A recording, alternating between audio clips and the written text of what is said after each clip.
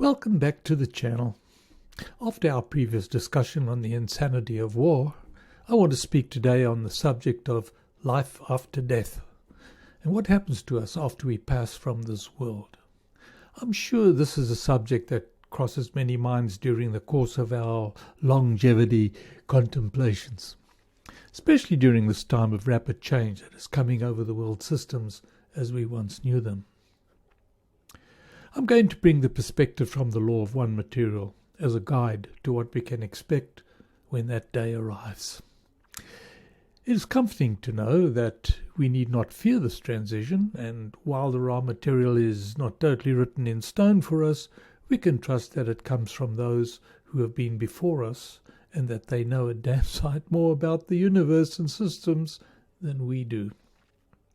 Before I start with a quote from the raw material, allow me to elaborate on some basics that I've perhaps touched on in previous videos. Death is not the end of our existence. It's just a transitionary stage in our journey.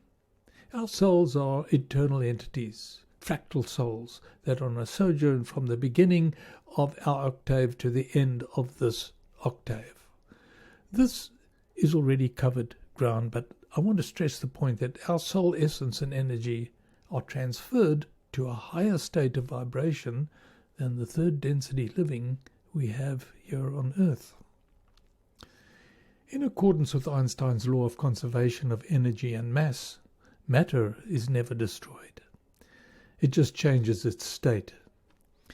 Our body, which in the truest sense is nothing more than an avatar needed in order to experience the third density Earth, dies and is absorbed back into the soil in a molecular chemical transaction. But the eternal soul moves on. I'm going to start with a quote from the Law of One and elaborate as briefly as possible on what Ra is saying. Let's read together. Questioner: as an entity goes through the death process in third density, it finds itself in time-space. Would you describe that? Ra: I am Ra. In space-time, the spatial locations of different material objects, all of which appear in the visual field at the same instant of time, produces a tangible framework for the illusion of space. In time-space, the inequity is upon the shoulders of what you call time. This property renders entities and experiences intangible in a relative sense. In your framework, each particle or core vibration moves at a velocity which approaches what you call the speed of light from the direction of superluminal velocities. So what Ra is actually saying here is that space-time, where there are 3 dimensions of space and only 1 dimension of time, which all appear in the visual field at the same time, gives the observer the illusion of space, what we see as we observe our surroundings, which then take on both shape and colour. I now introduce a continuation of the Ra quote which explains these metaphysical dimensions. In these metaphysical planes, there is a great deal of what you call time, which is used to review and re-review the learning and teachings of a previous space-time incarnation. In space-time, it is not possible to determine the course of events beyond the incarnation, but only to correct present imbalances.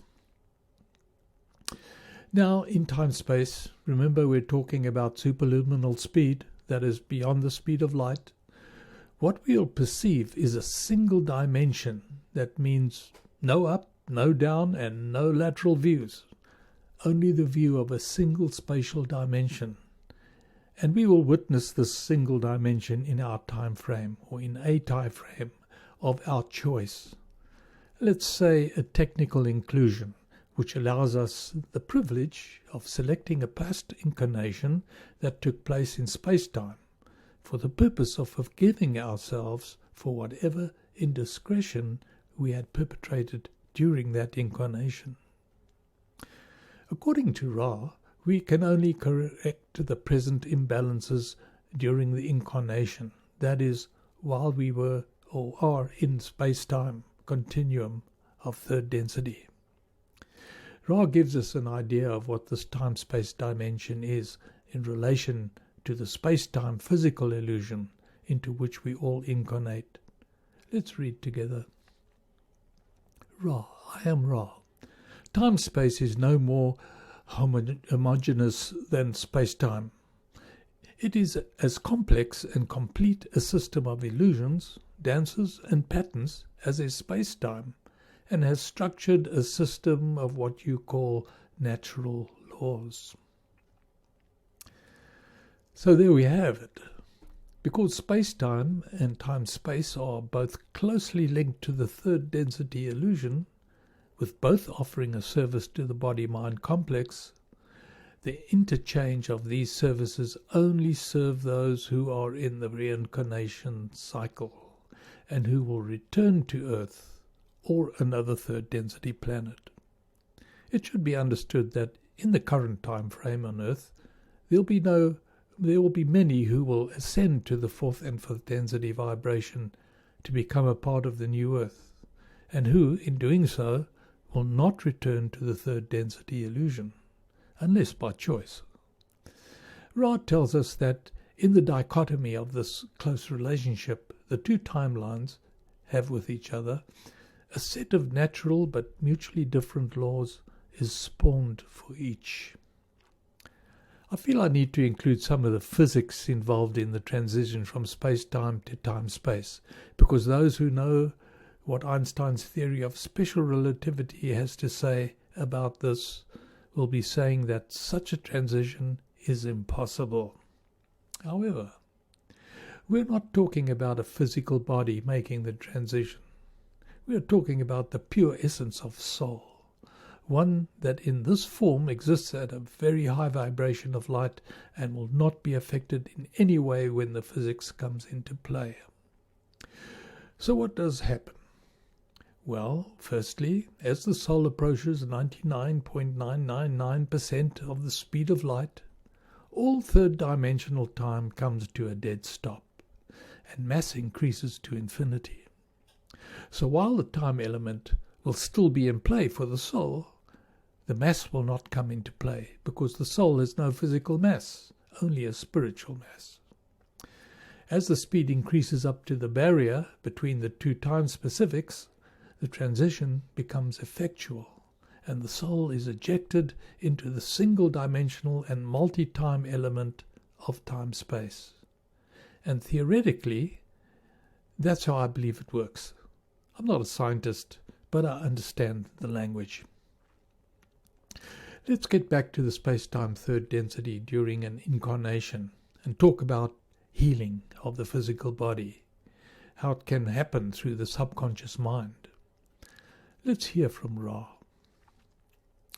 Healing is first done in the time-space portion of the mind-body-spirit complex, then is adopted by the form-making or etheric body, and finally is given to the space-time physical illusion for the physical body. In other words, healing through the subconscious mind first takes place within the time-space etheric energy body, before it is transferred to space-time for activation in the physical incarnated body of the entity. There is an energy body that is linked to the physical body, one existing in time-space and the other existing in space-time. Both are under the oversight of the higher self, who, in acting on the deep desire of the conscious mind, will expedite the transfer of intelligent healing energy and thus perform the entity's physical bodily healing. Now, a quick word to place some perspective on the space-time, time-space issue. Our talk was to do with what happens after the death of the physical body. According to the consciousness evolutionary journey, the soul, dependent on its vibration status, has two different possible destinations. As a fourth or fifth density candidate, the soul will transcend the third density space-time illusion and proceed to the new Earth. Third density candidates will proceed to the astral plane via the transition as already discussed. They will enter the pre-planning stage again to be reincarnated back to the third density planet. Note that Gaia will no longer be an option, as she has already transitioned to fourth density and is awaiting her elevation to the fifth. I do hope that you as a viewer has found that our chat to be of interest and useful as you face your own transitional prospects. Well, that's all we have time for on this expose of Spiritually Conscious Soul 101. But before we close, please remember to hit the like and subscribe buttons below, and should you like to make a comment, you can go to the website listed at the bottom of the screen and use the comment section where there is a fillable form that can be utilized for that purpose. Thank you for watching my channel, and be sure to catch up with the latest material on the next viewing of Spiritually Conscious Soul 101.